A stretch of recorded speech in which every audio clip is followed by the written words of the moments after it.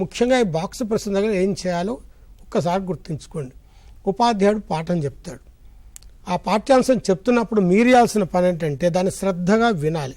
ఎందుకంటే దానికి సంబంధించిన ప్రశ్నలు ఇవి. విన్న తర్వాత అందులో ఉండే కీలక పదాలు, కీలక భావాన్ని ఉపాధ్యాయుడు అర్థం చేయిస్తాడు. దాన్ని మీరు అర్థం చేసుకోవాలి. ఈ ప్రశ్న అడిగిన తర్వాత చర్చలో పాల్గొనాలి. బిడియపడకూడదు, సిగ్గుతో ఉండకూడదు, భయపడటం కాదు. దీన్ని తప్పనిసరిగా మీరు చర్చలో పాల్గొనాలి. మీ ఆలోచనని పంచుకోవాలి. స్వేచ్ఛగా మీ అభిప్రాయాలు చెప్పాలి. అందుకు అవకాశం కల్పించింది ఈ బాక్స్ ప్రశ్నలు. అయితే ఇంకొక ప్రశ్న కూడా అడిగారు.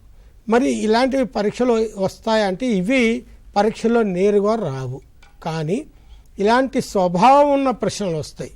దీనికి మనం అలవాటు పడితే, దీని గురించి ఆలోచించగలిగితే మనము ఆ ప్రశ్నలకు జవాబు రాయడం తేలికవుతుంది. కాబట్టి దీన్ని తప్పనిసరిగా మనం మాట్లాడాల్సి ఉంటుంది. దీని పాఠ్యపుస్తక వినియోగంలో ఇది కీలకమైన అంశంగా కూడా భావించాలి.